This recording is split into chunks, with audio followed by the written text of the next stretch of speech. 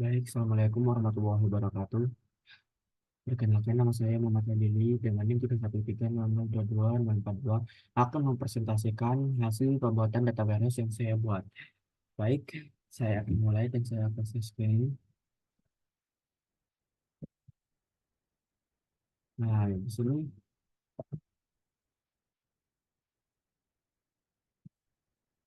ada membangun data warehouse yang mana saya kerjakan sekarang. Baik, di sini adalah membangun data. Di sini ada pengertian data warehouse. Apa pengertian dari data warehouse tersendiri? Data warehouse adalah sistem manajemen data yang dirancang untuk mengumpulkan, menyimpan, dan mendukung pengambilan keputusan yang lebih baik melalui analisis data, historis, dan laporan yang terstruktur. Adapun karakteristik dari data warehouse tersendiri yaitu berorientasi pada subjek yang mana di sini dapat diorganisir berdasarkan tema tertentu seperti penjualan atau keuangan, bukan berdasarkan proses operasional. Adapun yang kedua adalah terintegrasi yang mana di sini menggabungkan data dari berbagai sumber ke dalam format yang konsisten. Adapun yang ketiga ialah memiliki dimensi waktu, yang mana di sini data historis disimpan untuk memungkinkan analisis tren dari waktu ke waktu. Adapun yang keempat adalah bersifat stabil, yang mana data yang disimpan tidak sering dirubah ataupun berubah, sehingga dapat mendukung analisis yang lebih baik. Adapun di sini fungsi utamanya yaitu untuk menyimpan data, yang mana di sini menyediakan tempat penyimpanan terpusat untuk data dari berbagai sistem. Adapun yang kedua adalah analisis dan pelaporan, yang mana ini akan memudahkan sebuah akses dan analisis data untuk pengambilan keputusan yang strategis. Adapun yang ketiga adalah integrasi data, yang mana di sini akan mengurangi kompleksitas dengan mengumpulkan data dari berbagai sumber dalam satu lokasi.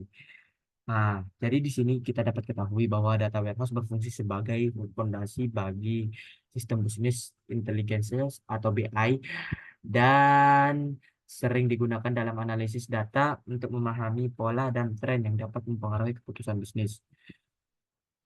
ITL sendiri, yang mana ITL merupakan singkatan dari extract, transfer, load, dan load. Astagfirullahaladzim, maaf sebelumnya. ITL merupakan singkatan dari extract, transform, dan load, yang mana pengertiannya adalah sebuah proses yang sangat penting di dalam pengolahan data yang digunakan untuk memindahkan data dari berbagai sumber ke dalam sistem penyimpanan terpusat seperti data warehouse dan lain-lainnya, yang terutama di sini kita ketemukan di data warehouse tersendiri. Adapun proses ini terdiri dari tiga tahapan utama.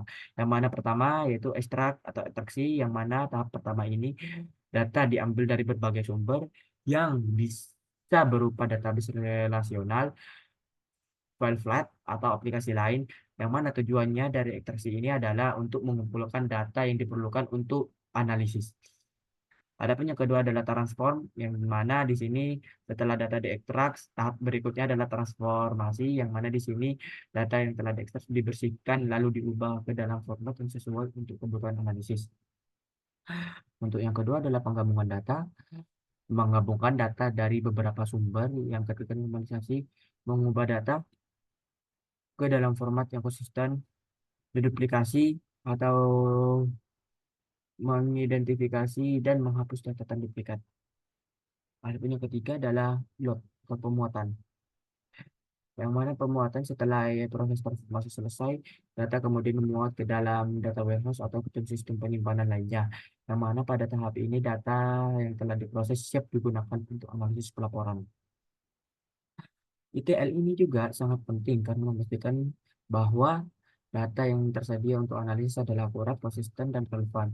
Selain itu juga, proses ini juga mendukung pengambilan keputusan berbasis data dengan menyediakan informasi yang terstruktur dan mudah diakses.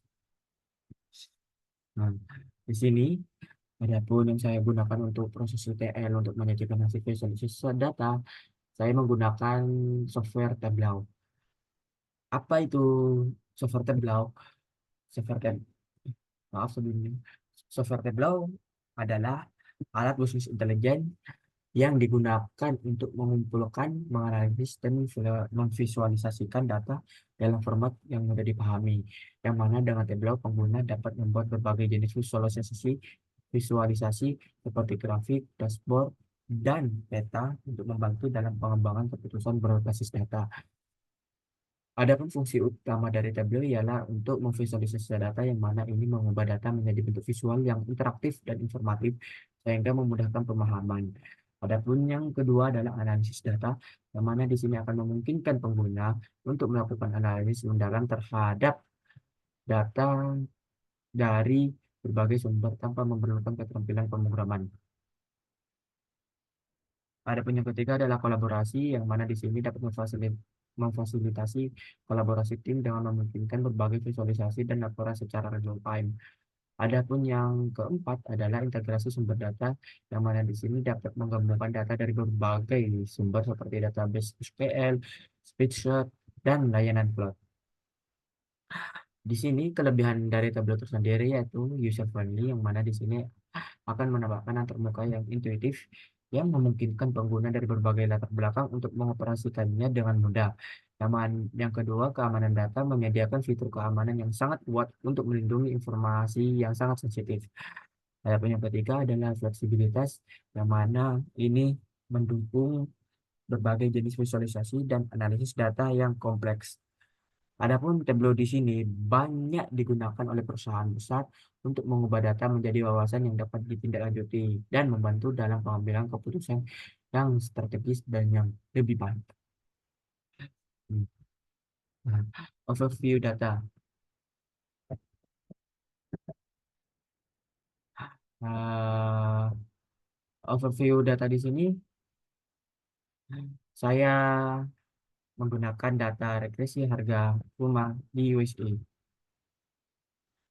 yang mana di sini kita dapat saya menemukan file tersebut di Kaggle, yang mana di sini menyiapkan semua data-data yang sangat lengkap, yang mana dapat diakses dari link ini.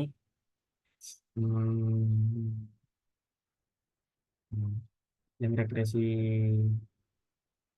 ini untuk itunya, dan untuk datanya kita dapat dapat mengambil data tersebut dari data CSV ini. Mungkin bisa lanjut.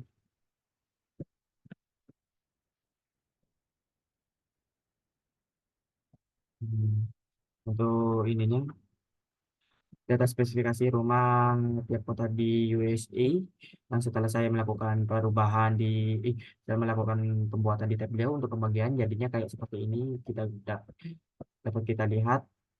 Maaf sebelumnya yang nggak kelihatan karena ada item-item di sini. Eh, ini hasilnya semuanya, yang mana ini merupakan bagian dari bathroom, dan yang bedroom ini kondisional ini, ataupun floor, ada halaman yang ini, terus essential basement ada yang di sini, terus living room ada di sini, terus view datanya ada di sini, tapi waterfront ada di sini juga. Mungkin lanjut ke selanjutnya. Nah, ini data ruangan rumah, yang mana di sini cuma diambil dari bagian AFOF, yang mana ini akan menghitung dari dari isi rumah tersebut. Dan yang ketiga, yang registrasi untuk lihat harga rumah di sini ada sebanyak 4.600 orang. Yang terus selanjutnya ada ini map yang ada di daerah USA, hmm, terkait registrasi harga rumah yang ada di USA. Dan yang kelima ini adalah untuk data keseluruhan yang ada tadi, yang seperti harga kota dan alamat rumah, maps, ke yang registrasi latar rumah, data ruangan rumah, data spesifikasi. Mungkin kita bisa lanjut ke tabelnya langsung. Mana tabelnya di sini, di sini. Di sini untuk membuat spesifikasi rumah di kota USA. Ada kita ini memasukkan hal-hal tersebut gitu sih ke sini tadi, yang mana ini measure name-nya itu ada terdiri dari bathroom, bedroom, conditional from, basement, living room, dan view, dan waterfront.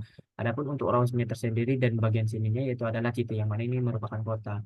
Yang setelah kami buat, kami menggunakan somot yang ini horizontal bar, jadinya data terrapi seperti ini, data spesifikasi rumah. Yang kita menggunakan data CSV tadi untuk menampilkan ke sini. Lalu data ruangan rumah ini kita ambil dari untuk kolomnya ini tersendiri diambil dari JT, dan untuk rowsnya kita ambil yang above. Above ini ada di bagian measure names, yang bagian apa? Above halaman, yang mana kita bisa analisis yang mana upper median dari ruangan tersebut kita bisa ketahui dari data yang ada di sini loh. Apa namanya? Publish di itu daerah, dan ini adalah bisa kita akses satu persatu sampai ke pusat-pusatnya juga untuk data-data yang lebih lanjutnya. Dan mana ini ada di dalam kota yang ada di USA. Adapun yang melihat registrasi rumah di sini, yaitu ada di sini ada registrasi harga rumah, yang melihat harga rumah ada 4.600 user. Adapun untuk mesnya tersendiri ada di bagian USA, Caroline, Lake Forest, dan masih banyak lagi kota-kota yang ada di USA. Ini mana di antaranya yaitu seperti ini kota-kota yang ada di datanya. Dan untuk harga kotanya ada di sini. Kita bisa lihat harga kota dan alamat rumah dari kota USA tersendiri. Yang mana di sini kita bisa lihat data-datanya dari start zip, dari alamat, dari WA-nya, kita melihat apa alamat rumah, harga, dan kota yang masih ada. Nah, sebelumnya ya saya mengecas laptop dulu karena baterai saya udah mendaun.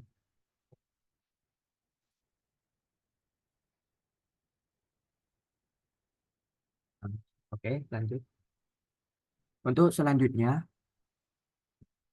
kita bisa lihat semuanya data-data di sini seperti street, alamat, dan harga-harganya juga kita bisa analisis, bisa menggunakan tableau. Karena menggunakan tableau ini sangat mudah untuk kita gunakan. Tapi kekurangannya ialah berbayar, yang mana saya di sini menggunakan akun Trail, yang mana dapat lisensi selama 15 hari. Mungkin ini untuk data keseluruhan yang setelah saya buat, yang mana ini dari data sheet semuanya yang saya buatkan, jadikan satu seperti yang mana ini dari map, data spesifikasi rumah, lihat harga rumah dan harga kota yang ada di sini di semua, dan data ruangan yang ada di sini, data ruangan semuanya. eh mungkin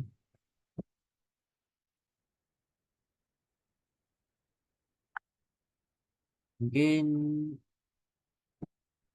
cukup sekian presentasi dari saya. Mungkin kalau kiranya ada kekurangan ataupun kesalahan dalam saya ngomong ataupun berpresentasi, saya mohon maaf yang sebesar-besarnya. Wassalamualaikum warahmatullahi wabarakatuh.